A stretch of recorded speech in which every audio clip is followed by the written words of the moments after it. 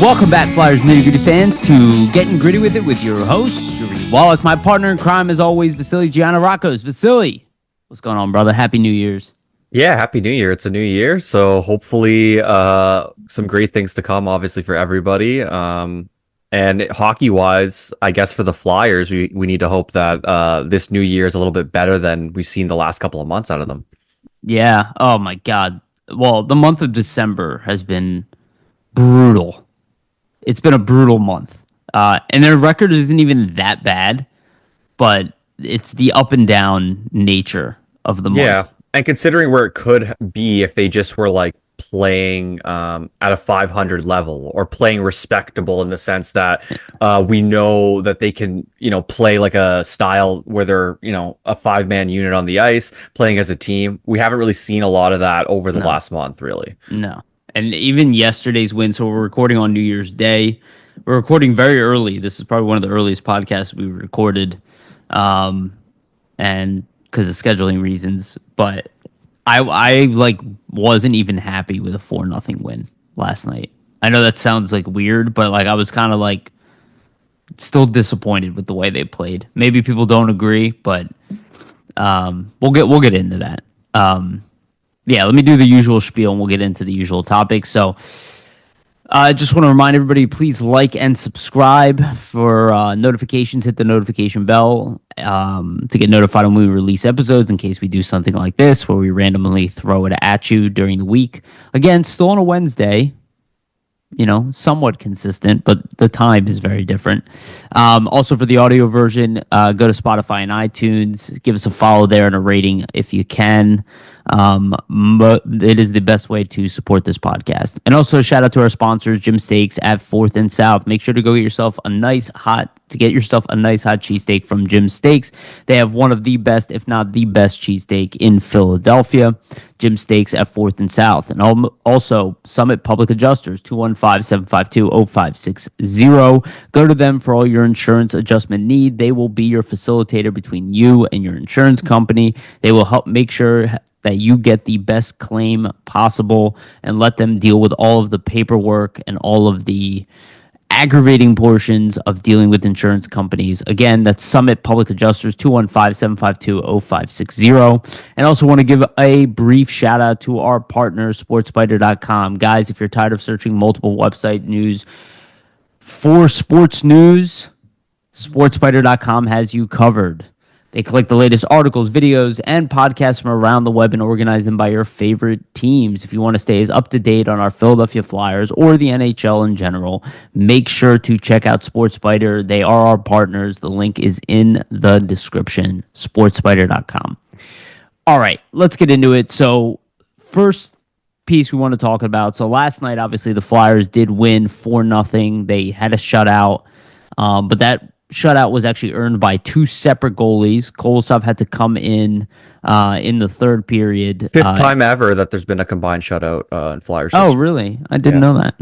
I think the last one was weird. I think it was, they were saying on the broadcast, it was Michael Neuwirth and Anthony Stolars was the last tandem. Which you wouldn't, if you had to guess, gun to your head. Oh my, that would be years ago. That would be a tough guess, I think, for anybody to name those two. Anthony Stolars is the second highest save percentage in the NHL.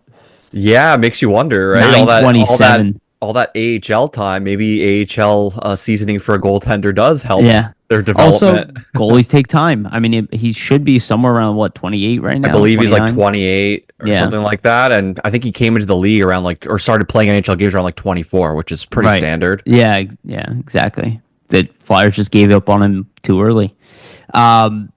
So, Arison, unfortunately, was relieved by Kosov. He seems to be hurt again. We do not know the severity of the injury as of this point. John Tortorella didn't really have much to say. He didn't talk to the training staff at the time of his post-game interview. We don't know if it's long-term. Seems like it was during the collision that he had during the game. We don't really know. You have to hope it's precautionary, right? Yeah. That's my thought. You're up 3-0 on the road. Be careful if you can, hopefully. Yeah, and Arison, unfortunately, has dealt with injuries kind of all season. He had some injury issues last year, nothing as severe as this year, but this year he just can't seem to stay healthy. It's really thrown his game off. He probably was having one of his best games of the season last night, too. Even though the opponent wasn't, I guess it was an inferior opponent, but he was doing his job. I will say Kosov came in and did a really nice job. He did have to make some tough saves there at the end, and he still maintained the shutout. So, from that respect, it was positive. The downside is the Flyers look to be back to Kolosov and Fedotov as their duo, and it looks like Fedotov is going to get into a game after sitting for quite a bit. So that should be interesting. And hopefully, like you said, it's not long term with Arison. Um, I don't know. What are your thoughts, man? Yeah, for Urson and just that, I think piece in general, because I think that's the biggest piece coming out of the 4-0 win here, despite them winning, right? Unfortunately, we have to talk about something negative in terms of the injury. Yeah. But with Urson, it's definitely a crucial thing for the Flyers because he's really their number one goalie. We're kind of seeing him get back into a rhythm here the last couple of games, I would say, right? Like in the matchup against San Jose, I really thought he made some big saves just to start the game off and kind of settle things down for the Flyers, obviously. Yeah. And then even, coming back out of the break, I did think that he was looking pretty good, like in comparison to what he looked like before in the Pittsburgh game, right? Like, they had a 3-1 win against the Ducks. You have to think about it this way. The Ducks aren't the greatest team. The Sharks aren't the greatest team, but it's a place to start in terms of building confidence. Sure. I thought Urson was definitely doing that and kind of building his game back up where we saw earlier in the season before those initial groin injuries. My thing with the injury is hopefully it's precautious. There was some sort of collision that we see. Tortorella didn't really mention or specify as to what exactly the injury is, but you just have to hope it isn't anything groin related because we have a hunch that's probably what the initial injuries were about. And with things that are groin related for goalies, that's essentially what you're using. That's the main muscle that you're using. When you're making every save. So I would say that core area is really, really critical as a goalie. So you just have to hope he's avoided that because if it's a third re-injury to the groin, I would not expect him to be back right after something like that. I think at that point it becomes more serious. You have to look into maybe other avenues to figure out a recovery plan. Yeah, you're probably right. And this year has been kind of a mess. Let's be honest. So the Arison news seems to be on par with the way the team has kind of been up and down. Goaltending has been an issue. I don't think as big of an issue as the numbers state. I think the numbers are inflated. We talked about this last week, are inflated by the team's poor defense. Last night they did hold back the Sharks, the Sharks are not a good team. But they're also not as bad as they were last year. They're not like an embarrassing low in the league. They do have some talent. Things could have went a different way in a sense. Like you saw Macklin Celebrini hit a post early on. Like if he scores that right off the bat, the game could be completely different, right?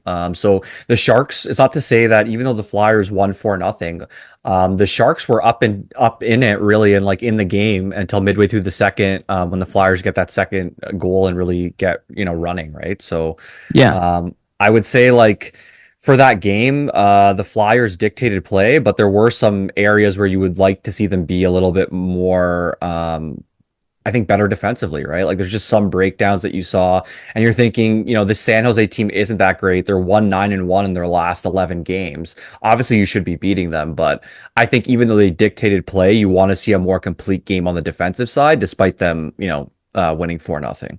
Yeah, I didn't, for a 4-0 win, I was not excited by the game. I'm like still seeing hints like, yeah, they're able to beat the bottom of the league teams. Great. We know that they're not. But they need to beat these teams if they want to be in the mix. Like they should be going into San Jose against a 1-9-1 team being like, we need to win this. Especially considering their latest stretch and the loss to LA. That was, we can kind of talk about that too. And that's really it, is like they're blowing games that were in grasp of winning. They're, I guess below 500.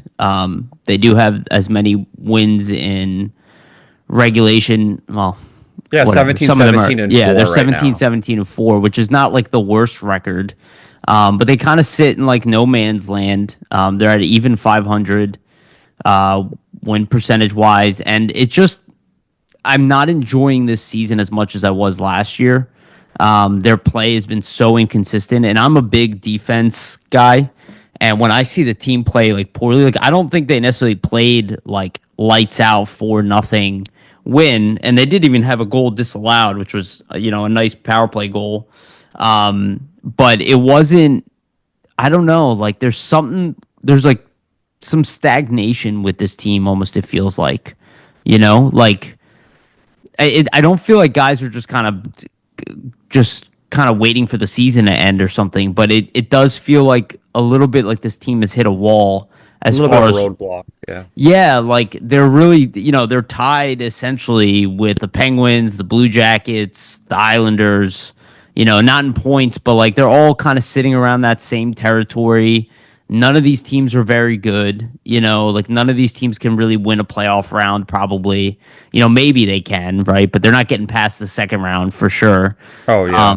And I feel like that's kind of where the Flyers are sitting. Where last year I felt like if they could make the playoffs, like they would be annoying. We They said it could all year. surprise a team. Yeah. Right, they were an annoying team to play against. They weren't a team blowing leads They late. don't seem to, yeah, they don't seem to have that same mojo or same aura around them this season. I think to your point, Yariv, it starts maybe with the defense, the blowing leads, just how they're kind of defending their own end on a nightly Yeah, basis. Because I do think that, to your point, when you talk about stagnation, if you look at last year's team, until really the end of the season, we didn't really see this team blow leads ever, right? Whereas right. this season, it's happening, for Consistently. multiple games Yeah. within like a 5 game stretch, right? Like look at those two Kings games, right? Like you point back to it, they could have beat the Kings on this trip earlier this week. They had a 4-3 lead going into the third period. They kind of let that one slip away from them. And even earlier in the month in December, they've played the Kings and the same thing happened, right? You could have 2 extra wins right now and essentially be firmly in a playoff spot if you were able to secure those. And those aren't the only 2 games where it's happened. I think that's why it's frustrating that if you've been watching this team for the past couple of years, you do see them get to a point last season where something like this wasn't happening as often. And now it's kind of reemerging its head again. And you have to wonder, why is that the case? Is it because they have more young defensemen, more young players they've filtered into the roster? Is it maybe a little bit more difficult with those young players to kind of hold these type of leads? I don't know, but it is definitely a question mark going forward because you see them do this now at crucial points as the season moves along, crucial games where you need to win to maybe get into the playoffs down the stretch. Will a theme like this creep its head again at the worst time, right? And that's something you want to avoid if you're going to try to make the playoffs here. Yeah, it's probably multifaceted. I think the team being a little bit younger plays a role into that, for sure. I also think that, we talk about this all the time. Development is not linear, right? And I do think about, like, is this the type of year, like kind of where I don't want to compare it exactly to the Devils, right? Because they were kind of further along in their rebuild process when this happened to them. But, they took a big leap forward as a team, then took a big step back, right? Yeah. And kind of collapsed, a lot of it due to injuries, in fairness to them.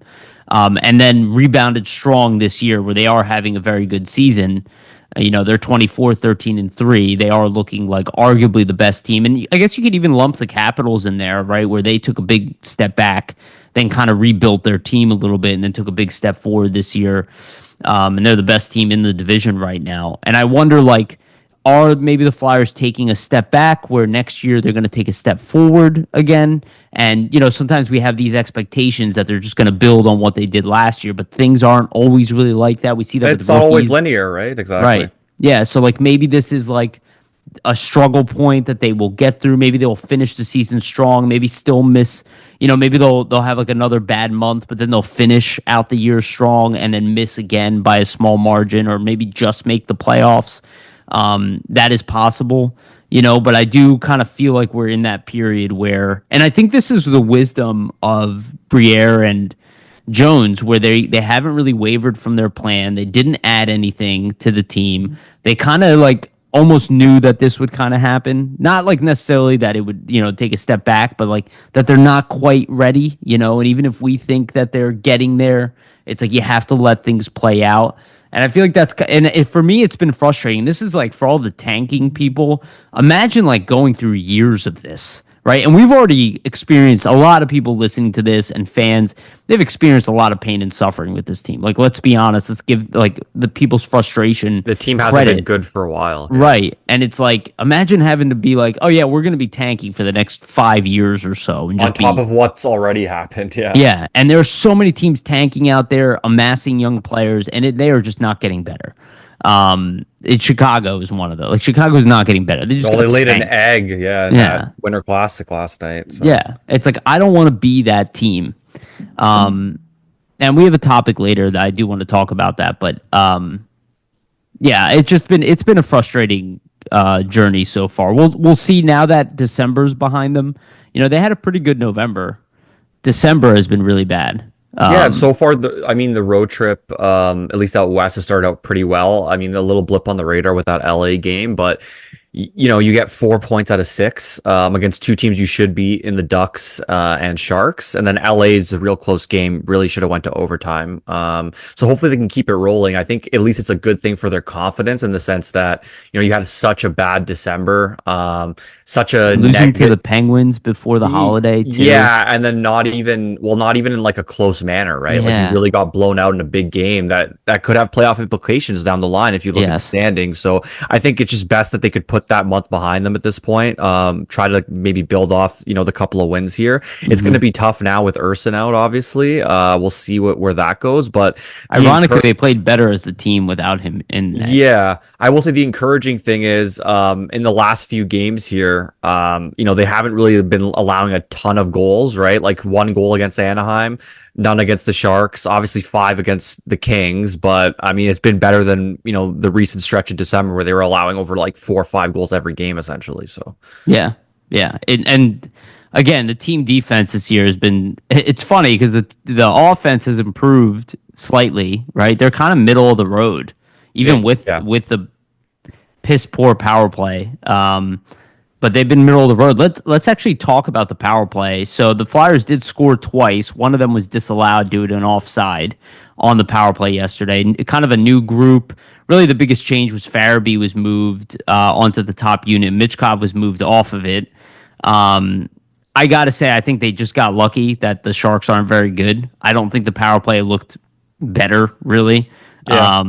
I think it looked about the same as it's looked, but the puck went in. Good. That's good. I hope. To be honest, too, I think they were doing a lot of the same passing plays, and they just happen to work against the Sharks, but aren't against better teams, which makes sense. I mean, LA's a really good defensive team, so it doesn't surprise me that what you're going to try against them might not have success. But obviously, against a Sharks team that isn't, a juggernaut defensively like LA, you can kind of make those plays work for you. Right. Yeah. Exactly.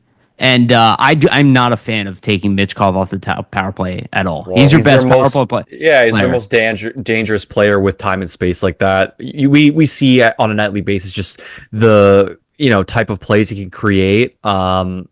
Even in tight areas where he isn't given a lot of space. So when you open him up on the power play and he has room to move the puck, has room to use his vision and kind of see, where guys are going into soft areas and where he can find those open lanes, he can really, make an impact. So I just think for the long run, it's probably doesn't make a lot of sense. I don't think it's going to last long, to be honest, because we'll see. I mean, but it just likely won't last long because with him not on that unit, I can't imagine them having a ton of success, really. Yeah, I think it's an odd decision, and I don't like the false confidence that the goal last night, the one that was allowed, they scored on the power play, great, but the reality is you kept your best weapon off of the power play, and that is I talk about it all the time. I hate these short-term solutions because we're a rebuilding team, and it's if even a guy like Ryan Poehling playing on the top line last night, great, he scored a goal, and I like Ryan Poehling. This is not me knocking on him,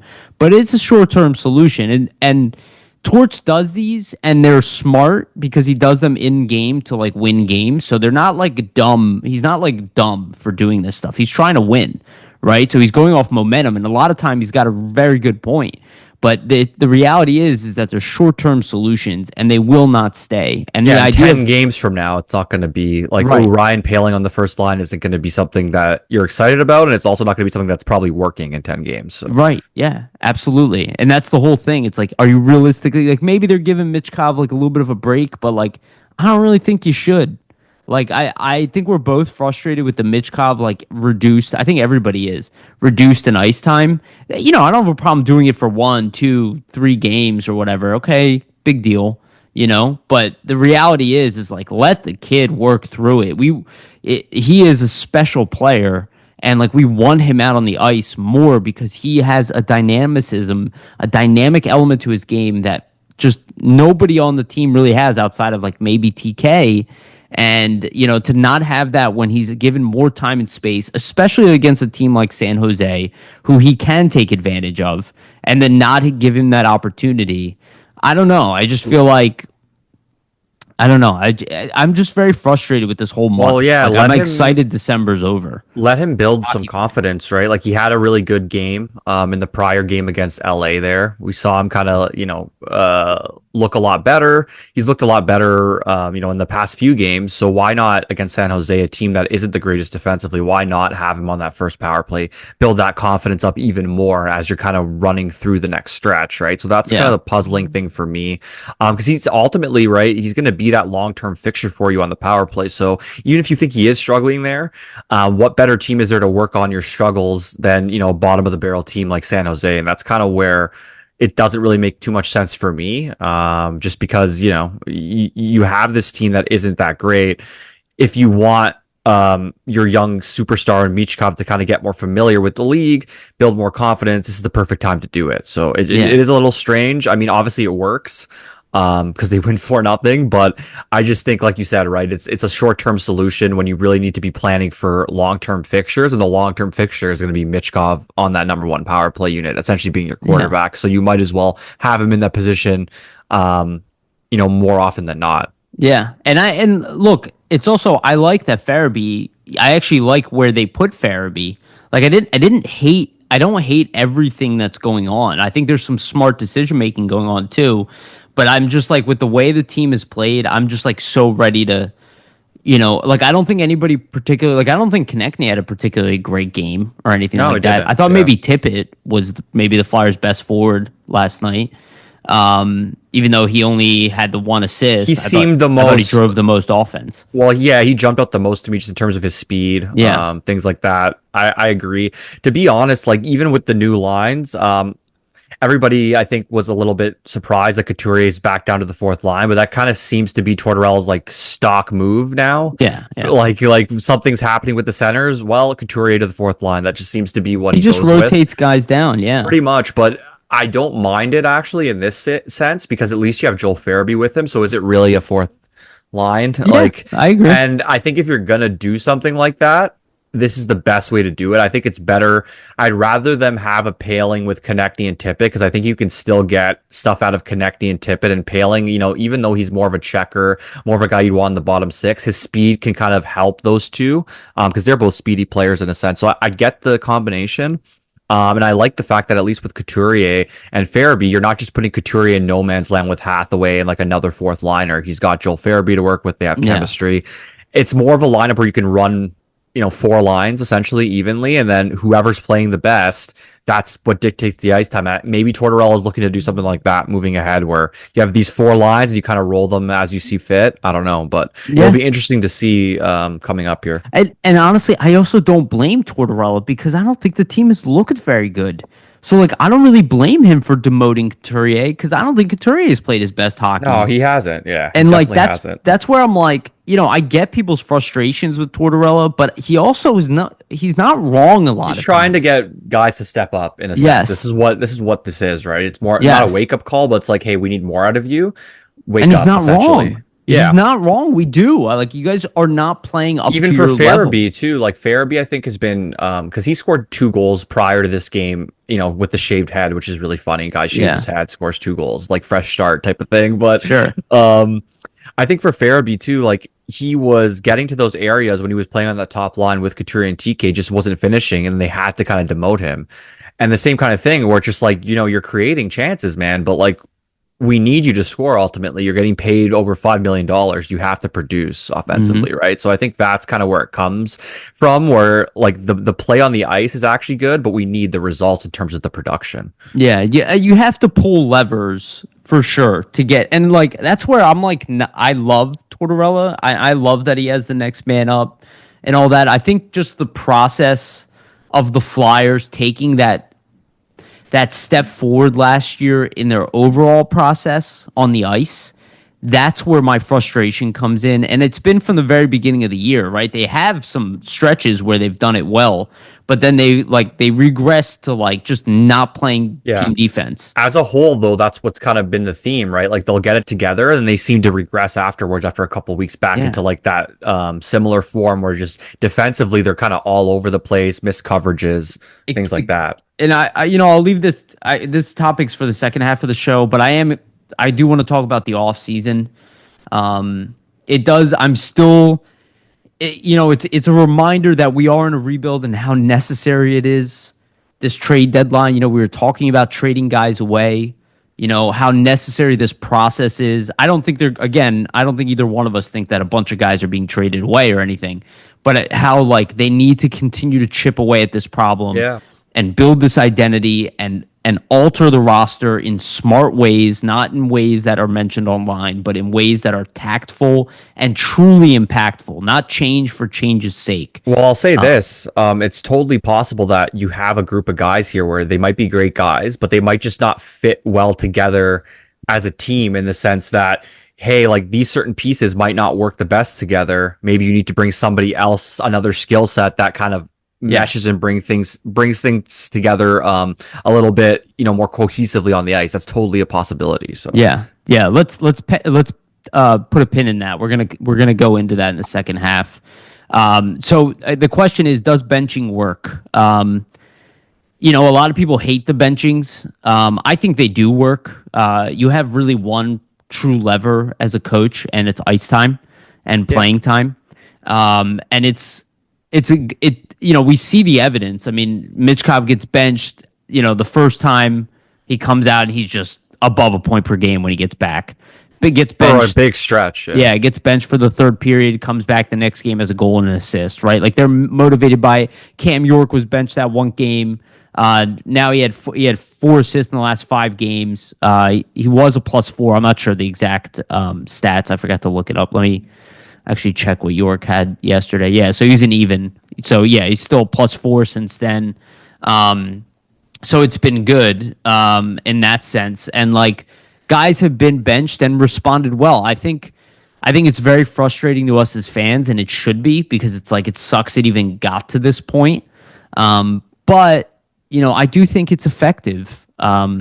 And I don't know what other levers he can really pull as a coach. I don't think yelling at a guy is anywhere near as effective as just taking his ice time away. Unfortunately, I think it sends a really loud message. I think it motivates the guy. And we were talking about this before. It's very hard to show up the same effort every single game throughout an 82 game period, Yeah. right? And you have to build to that in your career, right? We just talked about Anthony Stolars, who, again, he's only played 17 games this year. He is splitting the net, but he's been most consistent he's ever been over his career over the past 2 years. First winning a championship with Florida, and now being like semi-starter for Toronto, right? It takes a lot of time to build that methodology, that work ethic, and that mindset. And it's not ironic that majority of guys, and again, I don't care what analytics you show that you fabricate to create this, the reality is most guys do not mature until 27 years old, right? So when we talk about it all the time, it's not ironic that most guys under 27 on this team are more up and down than the guys who aren't, right? So it's like the being a veteran takes time to build. So I think benching does work. I think it's frustrating to us, and it should be, and I don't blame anybody for hating it. I do not think people should be calling for Tortorella to be fired because of a benching. Though, his timeline is limited as a coach, just like everybody's. Again, most coaches only last about 5 years Yeah. in the league. That's like a long-term coach, and Tortorella is on year 4, right? I believe this is year 3. Yeah. This is year Sure. 3. Sorry, So 3 he of will 4. be going to 3 of 4. 4. Yeah. Yeah. So I think that's next year's would technically, I think is his last year in his last contract year. Yep. Which Yep. wouldn't be surprised if like he kind of rides it out and then it's kind of over for him just based on his age. But we'll I have to could see see what him. happens. I could see him getting a 1 year extension.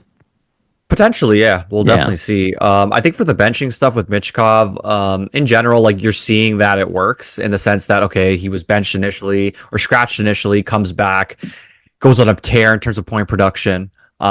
Same kind of thing here. Obviously, gets benched or in the third period against the Ducks or playing the Ducks, comes back against LA, gets 2 points, looks really good. Probably the best player on the ice just in terms of offensive creation and just what he was doing with the puck and just creating opportunities for the players around him. So I think when you look at that, right, it's obvious that Tortorella uses ice time as a consequence in the sense that, okay, it's a consequence if you are playing poorly that we're going to take this away from you. Here's a consequence to your actions of not, living up to the standards on the ice that we expect. And thus there's the benching. Like for me, I think for a young player, it definitely works. My only thing is there's only a certain amount of times you can really do it and have it be effective where the player's like, okay, you did it twice now for Michkov. I think now going ahead, like if you were to do it a third time in season, like how really effective is that going to be? Maybe it still will work.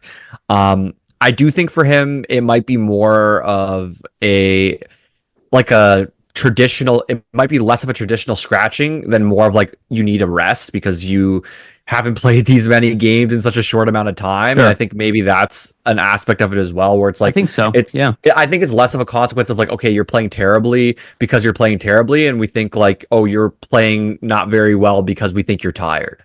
And let's take a break. Let's reset mentally and physically, and let's get you back in there, right? So I think that's kind of more of it for Michkov. But I also do think, and my side of it is I think next time this happens, you need to let the kid work through it, even though it's working. And they did let him work through it in the sense that, he wasn't producing for a long stretch. They let him play through those games before they really took his ice time away. But I just think in general, like as a young player, learning on the ice through that experience is also beneficial. So even though the scratchings work, I hope next time around they maybe let him kind of work through it on the ice. Because I think just with the talent that Michkov has, the skill that he has, if you just play the kid, he's going to get through it eventually. He's just so damn talented. Like he's going to put a point up. He's going to make some sort of play on the ice for you. And then it's just going to click and he's going to kind of get back into that groove. Right? Yeah. And last night he actually had several very good opportunities. And just didn't produce. Yeah. And he also set people up and they just didn't handle the puck. There was one play where he literally had two setups on the same play. Oh, yeah. And both, I think it was both Frost and Laughton both flubbed the play. And you're just like, what's happening? It happens, but it's like, we talked about this before. He would have more points if this team was playing better. Well, even that 2-on-0 against LA, right? Where like he passes it over to Laughton and he completely like misses it. And you're just like, he should have another point realistically. Like 9 times out of 10. They didn't even get a shot on net. Yeah, that's what I'm saying. Most players on a 2-on-0 are usually at the least getting a shot on net, but usually scoring that. So like the fact Laughton wasn't ready for a pass was very confusing. On a 2-on-0, yeah. I mean, because they always pass on a 2-on-0. Well, that's what I mean, that's the thing to do on a 2-on-0. I feel like if you're shooting, first of all, as a player, you're being very selfish. Yes. You gotta pass that puck. Well, you also have a much higher chance of scoring if you get the goalie moving, right? Yeah, exactly. So it's not like he overpassed and it was like Laughton to him to back. That's not what happened. He had the puck. It's a 2-on-0. You have a wide open net. Like you need to be 100% ready. I don't want to shit on Laughton because he's actually played a lot better of late. But yeah, I think he has 14 points like the last like 10 or 11 games or something. Yeah, so he's been playing well. Yeah, he's on pace for his highest point total I think ever of 47 points this season. It's just crazy, right? After the terrible start, it is because I think a lot of people, at least from the offensive production, they weren't expecting him to kind of get back to producing points like in almost like I think a half a point per game rate that he's at now.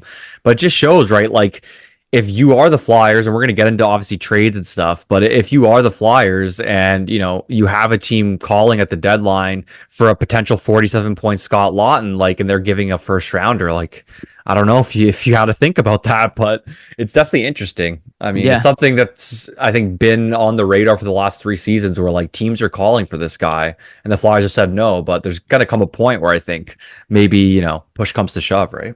Yeah. Yeah. So I wanted to point out this tweet by Kevin Kurz that he put up. I asked Alexei Kolosov through an interpreter if he thinks more time in the AHL might help.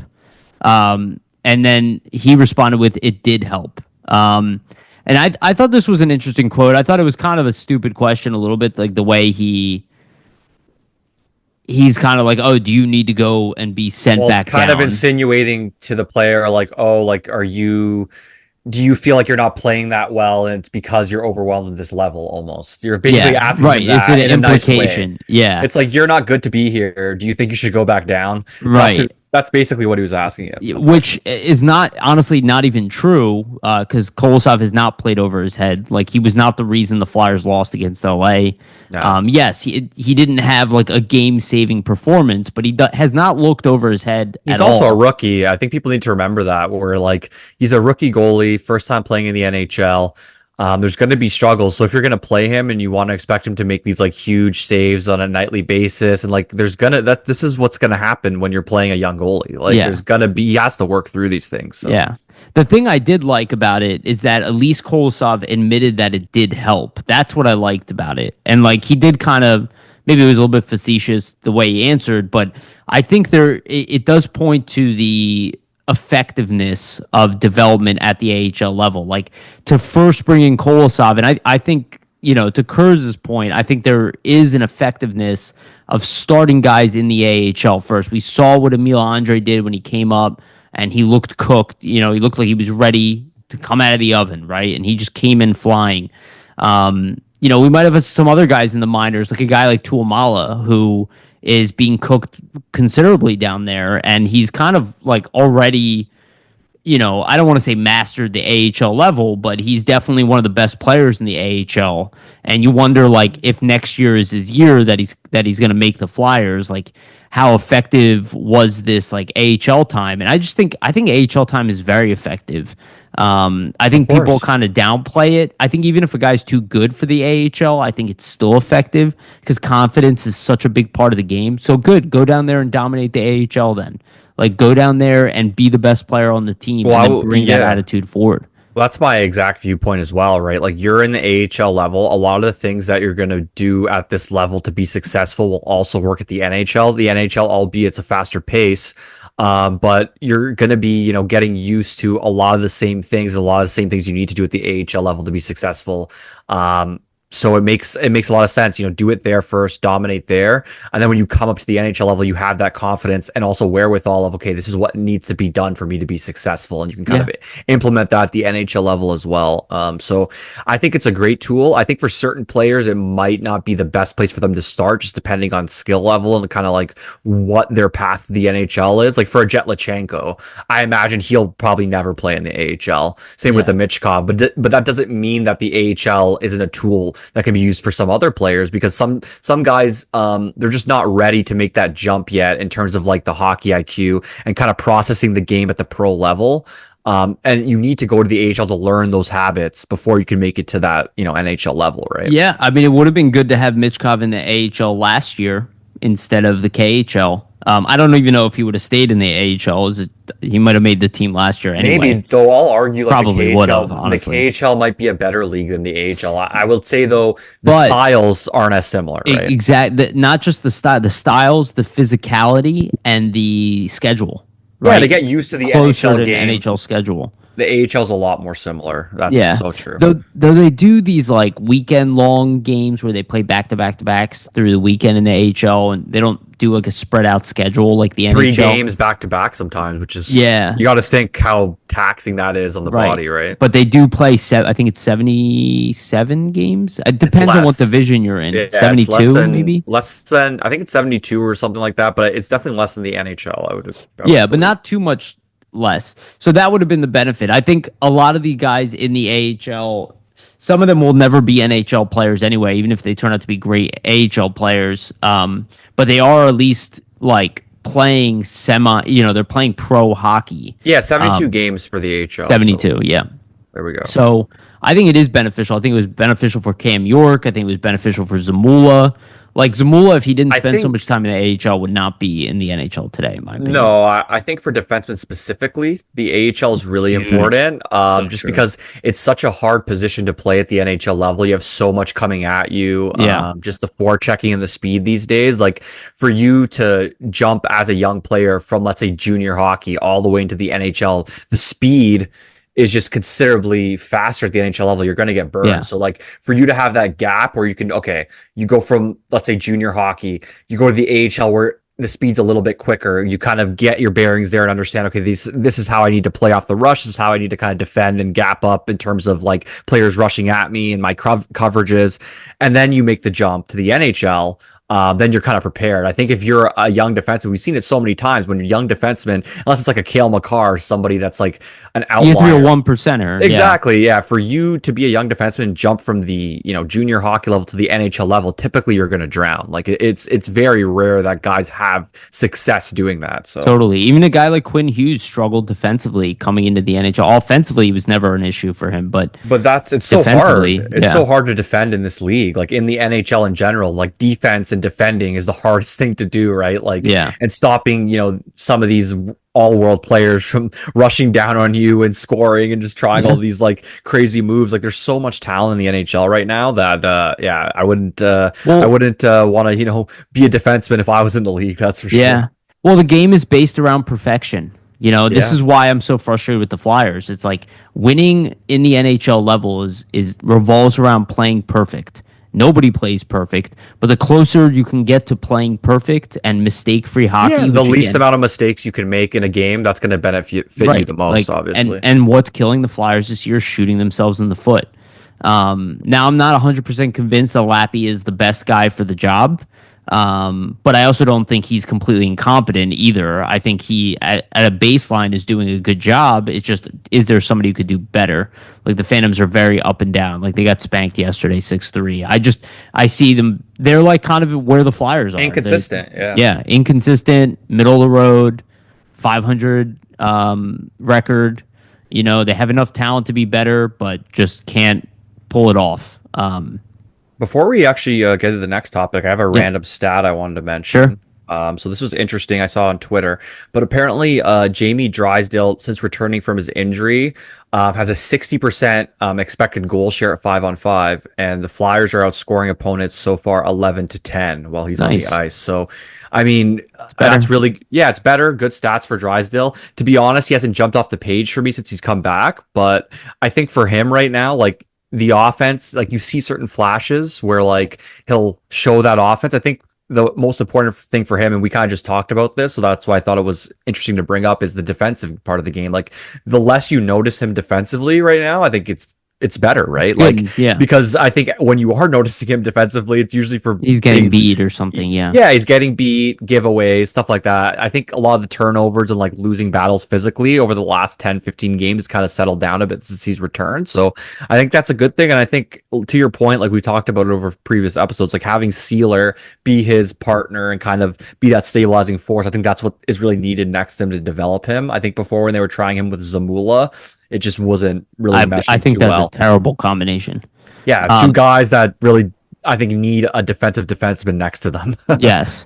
And he was a +2 with 2 assists last night too. So good to see him get, a couple points of that one. Bobby Brink also +2, 2 assists. There were some nice performances within that game on a game that they should win. But yeah. It's good perspective. That's a guy who absolutely would have benefited from AHL time. Oh, and that's to our point, right? Like we said, like I think the offensive skills are there, but he just is not the greatest defender. And when you're going to be a defense with the NHL level, you at least need to be competent in the sense that you're not getting beat regularly in your own zone in terms of coverages or just like battles on the boards, which he's not there yet, but you can see there's a progression for sure from the beginning of the season. Yeah, and Anaheim's contract that they gave him and using up his entire ELC in the NHL was such a mistake. He should have been coming into the NHL like this year, essentially. Or last season, something like that. Yeah, like end of last season, rather than just struggling through the NHL on a terrible team. Again, this is why I do not believe in tanking. At least not like that. There are ways tanking works. You have to get very lucky with the players you get. But I think the way the Flyers are doing it is the most successful path to building a championship team. I do not think it comes through tanking. You have to get incredibly lucky to tank and get the best players out of the draft because we've gone through the draft. If you guys have not listened to those episodes, we've gone through it I think a couple times already where we go through all of the draft picks, and that assumption that you have to pick in the top 3 is just absolutely not true. A lot of great players come between, number 10 and 30, to be honest. I think where the Flyers are at, like if you're picking top 15, and you're kind of doing it the way that they're doing, you have veterans still around your young guys building that, foundation, that culture. I think it's a smarter way than just ripping it all down to the studs, right? Yeah. And everybody liked to use the Sixers for a while, who they kind of worked. Yeah, they quoted the process. And again, the only reason the process had any success was because they managed to get Embiid at 3 overall. And the only reason he dropped to 3 overall is because he was injured, and they still deal with his injury problems today. But the reality is the best player on their team outside of Embiid was taken late in the draft. So even in the NBA, where it should be more effective to tank because you're only a 5-man roster out on the court at all times, that, I would say in the NBA, tanking is more effective than it is in the NHL. It's a better odds of building a couple superstars, and usually you're a decent team. So. Right, you can't really do that in hockey. Even in basketball, it's not foolproof, right? Like the Sixers are on paper a really good team. It is not. And they've had some really good seasons, but it's not manifested into a winning, organization like a team that they consistently lose in the second round. All right, let's take a quick break. So just want to remind everybody, please like and subscribe. Hit the notification bell for notifications. For the audio version, go to iTunes and Spotify. Give us a follow and a rating there. Again, if you can, that is the best way to support our podcast. So please do that now if you have not done that so far. We truly, truly appreciate it. So next topic, and we kind of hinted at this already. Do the Flyers need a shakeup? And I am not talking about in season. I'm talking about the end of the season. We talked about how pivotal this offseason is. I almost said pitiful. How pivotal, oh my God, this offseason is, and how they're set up with insurance. We talked about it over and over again. They have 3 first-round picks, 3 second-round picks. They are definitely set up for success during this draft. We know that they have assets that they can sell at the trade deadline. This offseason, I talked about stagnation. I was like, is there some stagnation here? Again, this is a game built off of entertaining the fans. This is a game built off of filling the stands. This year they had Michkov, right? They have the excitement of Michkov. They even had Kosov coming in, even though it was a bumpy road to get him here. There were some new pieces to the club. They had Fedotov, who's coming for his first real season. I don't think the Flyers can go into next season with the same roster they have this year. I don't know exactly what that looks like. I don't know what the GM, Danny Briere, thinks that needs to change. He might be more patient than we are. That might happen again. So maybe next year is not the year in their mind to do that. Maybe it's the following. But I do think that there is something here where, like, you look at the assets available and the stagnation the team has shown from and on the ice, growth so far, and it's kind of like a lot of the same mixed in with some more bad. Now maybe the team can get out of it next year naturally, and maybe that's what Briere wants to bank on. He's like, I'm going to give it another year. Sometimes it's best that the GMs are patient beyond the fan base. We talked about Anthony Stolarz, right? We should have been a little more patient with him, right? So a lot of examples of how the GM needs to be more patient than the fan base, as long as he can be afforded that time, which I think Briere does have the time afforded to him right now. So that maybe that will lead to no real changes. But I do think the Flyers need to do something. I think, I've kind of been thinking about it with this past month, and it's great the changes they brought in. I just don't know if they can come back into next season with the same roster they have. Like, I don't know if you can come back in with Morgan Frost on a 1-year extension, Like, they have to re-sign Cates, they have to re-sign Frost, they have to re-sign York, and they have to re-sign Forrester, right? So we know Forrester's staying, we know York is staying. I think that there's a good chance Cates is extended long Cates term. is extended, most likely. Yeah, I think he's going to be here probably Well, he's maybe the his whole perfect career. bottom six center. So Right. like what like let's say you get rid of a guy like Cates. Guess what you're looking for? A guy like Cates. Cates. So like what's the Well, point, I right? guess the argument is you have Laughton and Paling, but Paling's I think will also be here, but a guy like Laughton will not be here long term, right? That's my thought. Yeah. Like I don't think he's getting a big contract after this contract, even if they don't trade him this trade deadline. I think next year is probably the year they move him. Um, but I look at Frost and I'm like, what is his position with the team? He's not terrible. He's half a point a game guy. He's got dynamic skill. He might break out even still and hit that 60-point mark, right? 65 point. That's still possible for him. But I do wonder, like, is this becoming stagnant? Like, the goal is to, as a GM, is you have to build excitement for the following Yeah. season. And I don't think the draft alone is going to do that because these guys, whoever they draft, are not coming into the NHL next year. And maybe they think it's going to be Bonk or maybe potentially Barky or maybe Tumala, but then they're getting younger, which means they're also not going to be getting better, right? So I think with where guys are, I think something needs to be done. I think Briere does need to look for a big trade of a middle-aged veteran, a guy who's like 26, 27 years old, and look for that opportunity of bringing in a top-tier guy. Like, he doesn't have to be a top player in the league, but it has to be a top six forward, top four defenseman. It has to be something that moves the needle forward and somebody for the team to rely on in those tough games, like what Matt Niskanen brought for the Flyers, right? We talk about how bad Fletcher was, but he did make some good trades, and the Matt Niskanen trade was an excellent trade. Niskanen for Gudis. He kind of got screwed on it in the end because of COVID and Niskanen not wanting to play through COVID, but another guy like that who can come and be stable. If it's moving Ristolainen to do that, okay, and adding to that trade, I don't know. I don't know what the trade would be, but there has to be something to get people ratcheted up going into next season beyond the draft. Yeah, I agree. I think it's just the time in the regime for Briere where like a big move needs to be made.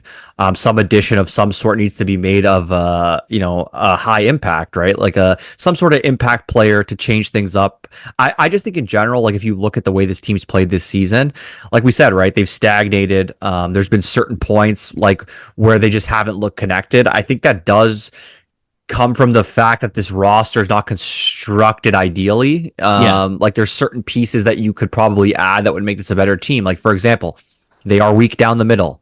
A lot of the time in terms of their matchups at center, they're usually not winning those matchups aside from like Sean Couturier when he's having, a typical classic Sean Couturier type performance. Usually he's the guy that can shut down the other team center, shut down another line. But a lot of the times there are other centers, they're either losing the battle against the other team or kind of just breaking even, treading water. And I think a clear example is Frost, right? Like you see certain games with Frost where he plays really well. He can have an impact, and there's certain stretches of long periods where he's pretty invisible. And I think that's a sense at the center position where if you had another player in there that is more consistent, maybe you are getting more wins, right? Because you just have more reliability at that center position from both the point production perspective and being able to kind of handle other teams' top lines defensively. So I do think with Lachenko likely being penciled in for next season, and you probably, Couturier is not going anywhere, and you have Laughton, who I'd imagine might be around for a little bit longer, and probably Paling and Cates. I think at the center position, you really need to get somebody else in there that can be either, your bona fide 1C for the long-term future, or like a solid, two center at the least, right? And even I think too, a defenseman could be an ab they make, but they do have a logjam, so I'd imagine that'd be more of like you're shipping somebody out and maybe bring in a different stylistic type defenseman in. So we'll see kind of what happens and how it goes. In my mind, like again, I don't know if this would happen, right? Like this is Fantasyland stuff, but you assuming that you're right outside the bubble again this year. You balls up. You trade Scott Laughton for a nice return. You assume it's a late first round pick or 2 seconds or something like that, right? You're loaded up with assets for this year. Maybe they're even for next year, right? So you still have all these assets. You have guys like Zamula, who has some upside still, can play a bottom pairing role in the NHL.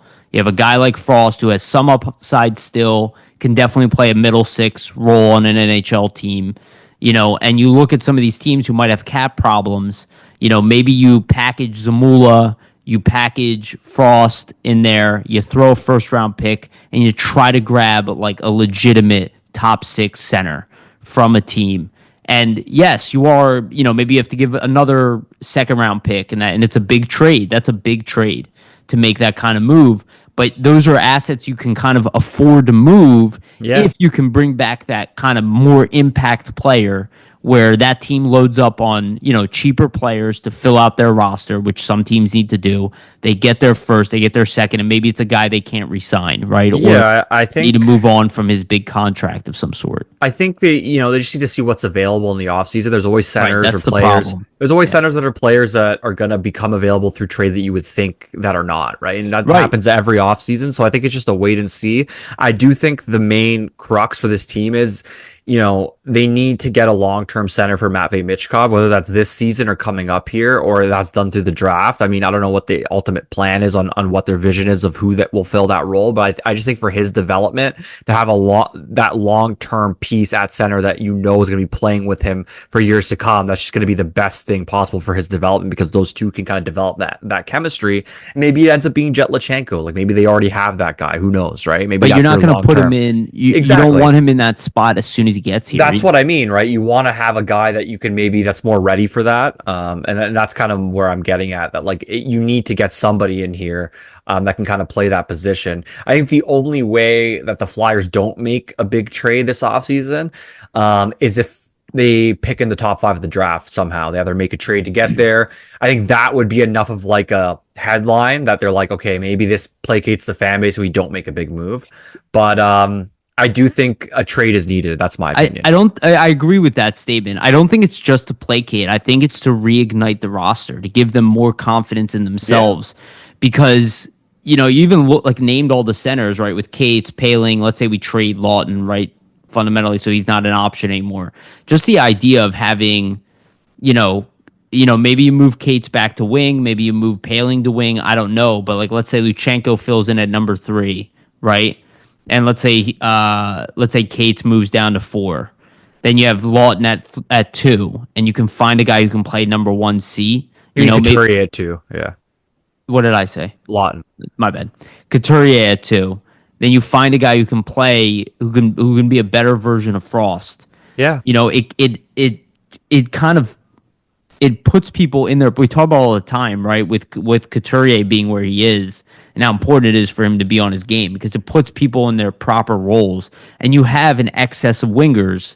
You do have young guys in the minors. Theoretically, you're going to draft more guys. You're going to have a guy like Denver Barky. You can draw from those knocking on the door and make a trade, right? Like you have so many wingers. You have a lot of draft picks. I think this is the perfect time where we kind of look at it and look at a rebuild and state like, there's only so much drafting and developing of young players you can do. At some point, you need to add pieces from outside, right? So, you're not going to play every single draft pick that you have selected. So, for you to trade some prospects for an established NHL veteran to fill a need, there's no issue with that. So many teams do it. I think the Flyers are at the point in their rebuild currently where that's the next kind of step on the horizon for them. Yeah, I think, and maybe it won't come this offseason. Again, my thing a lot of time is I'm early with things that I say. So maybe this is not the year in their mind. Maybe they want to do one more year of of this big draft. Then they wait a little bit longer. They try to remove a little bit more veteran pieces. But it's definitely getting to that point where people are going to start screaming for it, right? They're going to want coming into next season. It's already happening if you look at the fans and kind of what they're looking even if they draft one of the top centers in this draft, right? Let's say they manage to grab one of them. That guy is ideally not going to be ready for a top 6 role immediately. You want him to really come in, theoretically a year past his draft year into the NHL. So you still are going to need a guy who can put up 70 points in the league, 65 points in the league, and play on the top line with TK or Tippett or Michkov or one of these wingers, right? Like you need, and Frost maybe will still turn into that guy. Maybe that's what Briere is hoping for. That okay, I'm going to give him one more year. I'm going to extend him one more year. I also don't know what kind of contract Frost is going to want. He's not going to be able to demand big money. So that's why I look at a guy like Frost, where I'm like, maybe he's going to want a change of some sort because he wants a longer term contract. I don't It's know possible. if Yeah. the Flyers were going to give him that. So I think there's going to be some look at a big move this offseason. Maybe it won't happen in the end, but with the assets they have available to them and I how think they drafting late is not that valuable in the first round, and teams are going to be looking for first round picks. Yeah, they have the Good assets to teams make will the be. move. Like if you look at, I mean, if you're gonna look at their assets compared to any other team in terms of like an arms race of maybe grabbing like a high impact player, I think the Flyers could match any team like with the draft Yeah, capital and prospects that they have. So they have the assets to make the move. The question is this the right timing, right? Like, so we'll see if they think it is, I guess. yeah. And we talked about Bobby Brink. He's played considerably better. Yeah, also had a good game. I think they really like Bobby Brink, and I think they like Forrester. So I look at guys like Laughton. I look at guys like Frost, right, who have not. Laughton has grabbed his role with the team, but he is 30. He's going to be 31, and you're going to come to the end of that contract. Now, maybe they think Laughton will be here forever, but then, we talked about Hathaway. It's like it's also a numbers game. You have other guys coming. You have Barky, you have Luchenko, you have Tuamala. Those are surefire NHL players. Those are not like question marks if they'll be in the NHL. You have Bonk coming in, and we already have a logjam at D to some degree, right? With Andre playing in the minors right now. It's like there has to be something that gives to Yeah. make way for the younger guys and to also bolster your veteran presence because you need to do both. You need to make room and not make your team worse. So that means you need to load up on some pieces that you have and make some kind of move. If you're already a very young roster, which the Flyers are, getting younger is not going to make you better. You're kind of starting the process over with a lot of these guys and getting them acclimated. So you need to improve your veteran presence for them to walk onto the team and be able to learn from really good players. So I think they need to go out there and get a top six forward, a legitimate top six forward. I think it's very important. If you can't do a forward, get a defenseman. Somebody to bolster the D. And, maybe you have to move a guy like Sealer that you don't want to move. Maybe you have to move a guy like Risto that, has become a very reliable defenseman here. But something with a larger X factor that drives the team forward that they can build upon because it's not going to be just one off season of doing this. They're going to Well, be you're able going to to do one and then you're going to want to do another add, one. exactly. Right. You're going to add more pieces than just one player. That's typically what happens when you start to contend, right? Like there's certain, well, you realize, okay, when you get into that point of contention, there's going to be something that happens. You're going to just like realize other holes on the roster that you might need to fill to kind of get to that next level and keep building and keep getting better. So Yes. there's always going to be something that you're going to want to add to kind of continue in the arms race against your opponents because your other teams are going to also be adding players looking to get better. So it's a continuous like iterative process, really. Yes, you need to keep the young guys coming, and you need the veterans to be the right veterans at the same time. And it's a very difficult balance. But the Flyers have the assets to at least get somebody. Hopefully, somebody's available. I don't know if anybody's available. And if you don't want to make a trade for the the sake of making one, right? Like you want to spend your assets on the guy that at least, and you think will be that impact player for you, whether it's going to be on offense or on defense. So, yeah, like how Vancouver picked up JT Miller. yeah, that's a good. That's move. a great example. Well, speaking of Vancouver, I mean, there's some turmoil there with JT Miller and Elias Pettersson apparently having a rift, and potentially maybe trading Pettersson away. So like, who knows if that's legitimate or not? I think Patrick Alvin, their president, talked about it that for guys like Pettersson, that I think he was saying that like in certain times where it gets tough, like, your top players need to really be your top players and things like that. So it's kind of like a bit of calling him out. So I wonder if there's a rift there, but like, that's the type of players you need to look at. Like if there's a young guy like an Elias Pettersson he's available. He's 26? Yep. He did sign a really big contract and he's not, yes. Producing to that level right now. But like, these are certain players you can look at and say, hey, like if I was going to make a big move, why not try it with this type of player? Well, right? Unfortunately, and again, I'm not shitting on the guy, but like these are the type of situations we need to look at is like guys who need to change, guys who want a larger contract. We need to do something to become not just more relevant, but to build the confidence on the ice where the team believes they can win every night. And adding a top player does that. And it slots guys in the right place. We can't consistently build the team and say, oh, well, we have too many wingers, so some of them are in the minors or some of them are being benched.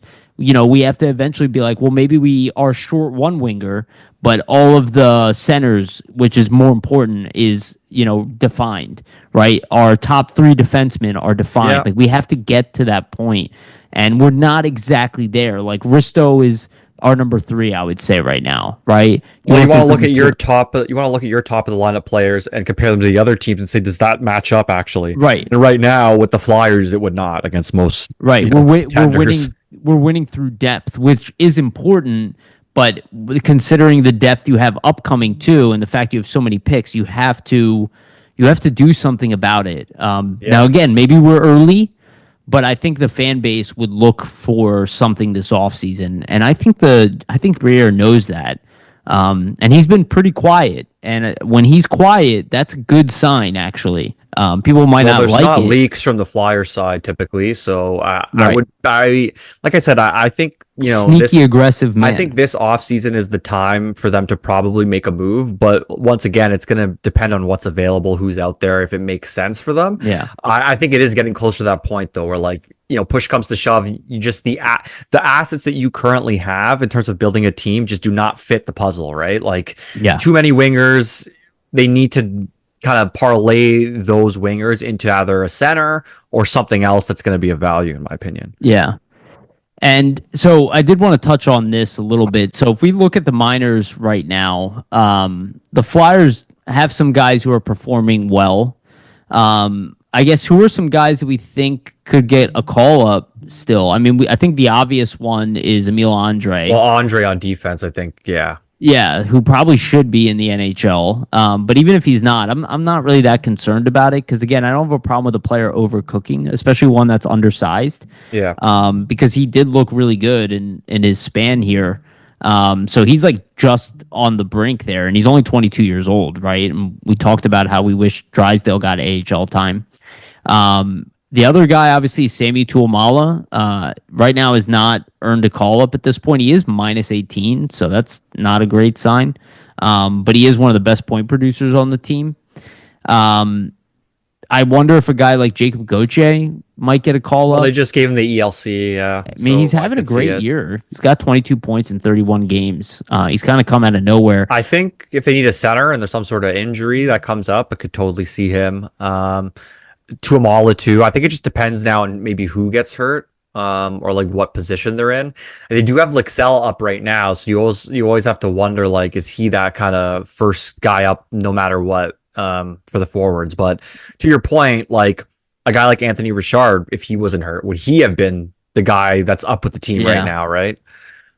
Yeah, there's a good chance of that. The other guys which are more long term is Alexis Gendron, who is slowly been getting better and better. He's above a half a point a game, 8 goals, 5 assists in 24 games.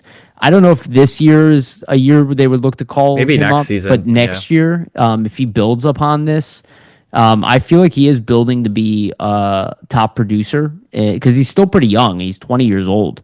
So he's a guy I think the Flyers should definitely be interested in. And then the other one is Zaid Wisdom, who continued. Last night he had another assist. He's got 11 points in 27 games. Again, he started with like 3 points in 20 games. I think the good thing with something his like that, or 17 games.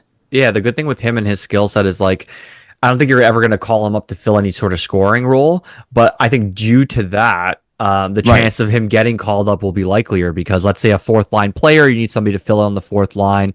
You also need to factor in, like, there's a physicality aspect of it where, like, he's not just bringing you pure production or things like that. Like, the biggest part of his game is probably not the production. It's probably his ability to be physical and forecheck and hit. So I think the Flyers, just based on, think about Broad Street Bullies, the identity they're looking to have being tough to play against, I wouldn't be surprised to see him maybe get into a game at some point down Yeah. the line. This is also why I want them to start bringing over some European guys like Jack Berglund. I brought this up a few times already that he's a guy I'd love to cook in the minors and see if we could trickle him in. But Yeah. this is also why think they need to make a little bit of room and consolidate for a better veteran because create more opportunities for these call ups of these guys. Because Tuamala looked really good when he did play in the NHL, Yeah. and Tortorella really likes him. A guy like Massimo Rizzo, I don't think is even going to make the NHL ever. That's my opinion. But we'll see. And then we know Hunter McDonald is down there. He's one of the best defensemen on I the think team. at some point, but I just don't think this year. I think No, Andre I is don't going to think be so either. your guy that'll get the call if anybody, Yeah. right? And I think Ethan Sansom is working his way up to being relevant to the NHL level. So I want to see how Ethan comes in next year. He's having his best year already as a But 20-year-old. it's been a continuous progression for him. Like he's Right. continuously getting better from junior, jumping to the AHL. He's getting better year to year. So I think for him, like that development, you're seeing it really in action, and ultimately, like I think the ceiling, we can see him maybe get to that third pair. Yeah. In the NHL for sure. And then a guy I know we all forgot about because we didn't mention him once, Helge Grans. He looked, yeah, actually, yeah, he looked really good. And he's got 11 points in 26 games now, and he had no points when he got called up. Essentially, he had like 2 points. So he's improved his play since he's gone down to the minors too. So that's another guy. So the Flyers have guys who are kind of like knocking on getting looks. Yeah. And are not getting looks because of the way the roster is structured. And that makes you wonder, right? Like down the line here, like who is set to come out to potentially maybe allow these guys to get looks, or does it end up being like we just have too many of these players, we have to trade them and use that to get something else like we just talked about, right? So yeah. I am interested though, like they played Andre and Grand so much together that I wonder if like their ultimate long-term plan is let's graduate these guys together as a pair next season and have them be like our bottom pair together. Yeah, because I don't think they're going to rush Bonk in the NHL. I think they're going to move Bonk to the AHL first. Well, I think it just makes sense. And if you look at like development of a defenseman, like we said earlier in the episode, like unless you're Cale Makar, it's probably best for you to go to the AHL first and kind of get used to that higher pace of play, right? Yeah, yeah. And Barky too, who I think he is a wild card to make the team next year. And he's going to surprise people in camp. I think a lot of people are going to love him. He didn't get to play in camp this year because of mono. But he's a guy who, like, kind of like Konechny, reminds me of a guy who you come in, you don't expect him to make it, and then he just plays so well that you're like, what do we do with this guy? And he might be starting off in the AHL, but then gets a call up just because he's too good for the AHL. I think his skill set translates to the AHL really well. Maybe even really speedy player. So yeah. So I don't know. There's something's got to give. Speaking of Barky, he did have a 5-assist night yesterday. He is, I guess, with Cowan being gone, I guess he's probably arguably the best forward for the London Knights right now. Yeah. And he's carrying the team. He's not getting looked at from like a large, from Team Canada, understandably so, because other players who are even better than him didn't even make the team. We'll talk about that in a minute. But it is exciting to see Barky is, I knew he would start slow this year because of mono and what that usually does to players. But I would say, like, right now he has, I had it open a second ago, 7 goals, 32 assists in 28 games, 39 points, which is pretty damn good. You expected a little bit better because he already had a season like this last year. I think the mono factors in, Yeah, but the fact that he's doing it now with, like, I think Dickinson's gone, Bonk is gone, and Cowan is gone, and he's putting up a 5-point night. Obviously, London's a deep squad beyond that, but I wonder if he's better than... He's stirring the drink there right now by himself, right? Like obviously they're still good players, but he's kind of the one driving play and really producing. So it's encouraging to see. I think Barky, like I said, his skill set is just the speedy, tenacious type of winger, like on the forecheck. Like I think that is conducive to success at the NHL level. So I'm interested to see kind of where he goes here. Yeah, forward. Totally. So I guess before we end, we'll do a little WJC talk. Yeah. So do you want to give the recap of the U.S. Canada game? Yeah, sure. So, I mean, U.S. and Canada faced off last night. It was a pretty close game till the third period. Canada did tie it up 1-1 in the third, and then after that, the U.S. had three unanswered goals and secured the 4-1 win. So, essentially, going into Thursday, here are the matchups heading into the quarterfinals. So, Kazakhstan's facing Germany in a relegation game. Latvia versus Sweden in one of the quarterfinals, Switzerland versus the U.S. in one of the quarterfinals, Slovakia versus Finland in the other quarterfinal, and the final quarterfinal is Canada versus Czechia. So right now, that's kind of where the tournament's at. But yeah, I think we were just talking offline a bit, like just in terms of Canada and kind of what's happening with them, because they're having a really uncharacteristic tournament. Obviously, losing to Latvia, only beating Germany like 3-0, which usually they beat them like 12-0. 10-0, 12-0. Yeah, like losing to the U.S., which that's not surprising. The U.S. beat them last year, and is a really good team. But with the way they're playing, I wasn't surprised that they would lose to the U.S. I kind of expected it, to be honest.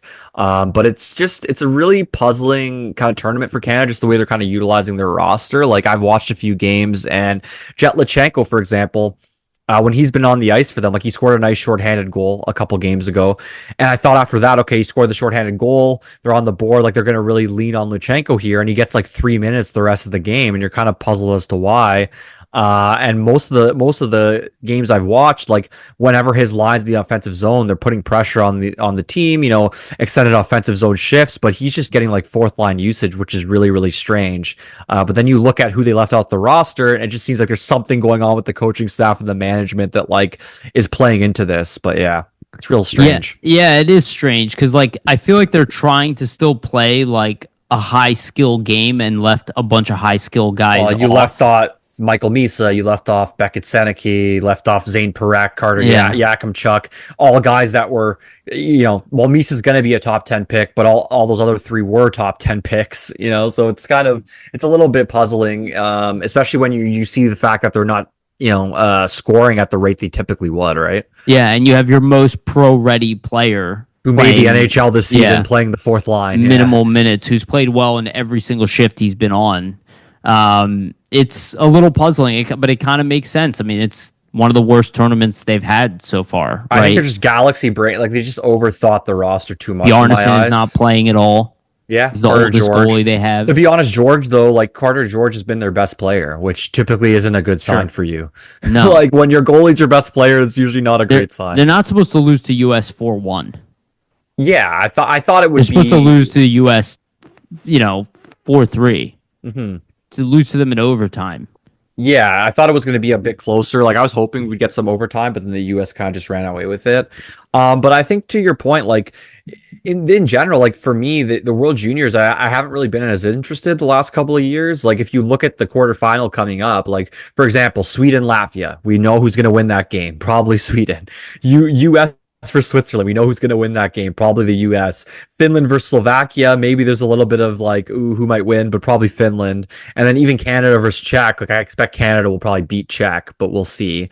But like most of those games, you're going into it kind of already like, wow, I know who's going to win. Whereas like if you had Russia in this tournament and they were in the quarterfinal, you have one quarterfinal matchup where you're like, I have no idea who's going to win, and just makes things a lot more exciting. I think the World Juniors, like losing Russia, not having them present, is kind of making the tournament a little bit more predictable, which it's not great for the viewership, right? Yeah, no Ivan Demidov, no Yegor Zavragin. You know what I mean? Like two elite.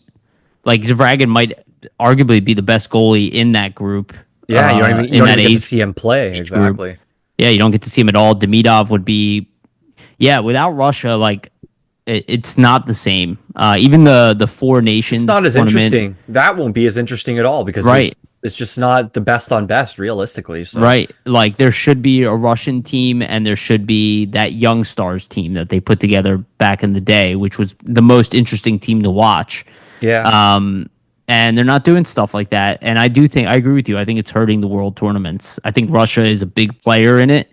They're arguably, they're And somewhere between 3 and 4 in the rankings. for sure. And you have to factor in too, like if you're trying to grow the game of hockey, a lot of casual fans aren't going to really like be getting into the NHL as much. This is how you can kind of draw them in, right? Is these big international hockey games is where you can get maybe people that wouldn't be watching to actually tune in. And then if they're watching these tournaments and it's like blowouts every game or it's not competitive, how are you going to get, how are you actively bringing new fans in to watch, right? Yeah, So that's my thing. And if you don't like Russia because of the politics, that's your villain team. Mm-hmm. And you want to see US or Canada or Sweden. That's what I mean. You kind of get everybody else gets super hyped up for that matchup. Right. So I just think from a marketing perspective, like it doesn't make a whole lot of sense, but what are you going to do, right? Yeah. Wait guess. Wait for political landscape to change, I guess. But I still believe that sports are supposed to be above politics. And I think they should be competing. Change the team name if you want, if you want to do that superficial stuff, whatever. But at least make it best on best. That's where you get the best product on the ice, the best game to kind of showcase to the fans. So yeah, totally agree. Like imagine Team Russia in the 4 nations of who would be representing that squad. Yeah, and how many of the elite players in the league? That's what I mean. That tournament would become so much more interesting, even just adding them in, right? Yeah. Like things just become so much more interesting in the sense of like who would win this matchup, who would win that matchup, how would these two teams match up? You're not even thinking about any of that because they're not actually in the tournament. So yeah, like they should have included those Russian players under like maybe mix them in with Czech and Slovakian players. And pick the team that way, and then done like a Team Europe, team. or done like a Team Europe or something. Yeah, where like you don't have, since you have Finland and Sweden, maybe other teams didn't make it, so you do like a full Team Europe, and then it becomes more interesting. I don't know, but maybe they were worried they would win. Yeah, right. You don't want to be embarrassed by like Team Europe, exactly. Yeah. And then Ovi doesn't even get to do that at the end of his career too, which sucks. Kind of a shame because he's like a legendary. You player. Could have a last like Canada versus Russia, Crosby versus Ovechkin matchup. Like there's just so much. Still got it. There's so much stuff that they're losing out on from like a business and financial and marketing perspective in terms of growing the game. Like it's asinine, right? When you think about like that could be your final national matchup between Crosby and Ovechkin, and you're gonna miss out on it now due to political bullshit. But like it's you're not wrong, dude. All right, lighter episode today. That's all we got. Anything you want to leave our audience with? No, just Happy New Year to everybody. We're going to continue, obviously, to do this throughout the year and to end the season. So, keep listening along throughout the weeks. We really appreciate it. Yeah. I just want to remind everybody, please like and subscribe. If you listen this far and you haven't liked or subscribed, what are you doing? Hit the notification bell for notifications. For the audio version, go to Spotify and iTunes. Give us a follow and a rating there if you can. That is the best way to support this podcast. And from a sponsorship, again, shout out to Jim Steaks at 4th and South. They have one of the best, if not the best, cheesesteak in Philadelphia. Shout out to Public Summit Adjusters, 215-752-0560. Go to them for all of your insurance adjustment needs. They will help facilitate the process between you and your insurance company.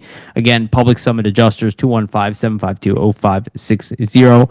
And shout out to sportspider.com. The link is in the description. They will be your aggregate for all news, articles, videos, and podcasts from around the NHL or in all of sports in general. Our stuff is pinned at the top, so check out sportspider.com. Okay, thank you everybody for listening. We appreciate you guys. Happy New Year. We love you, and remember, always stay gritty.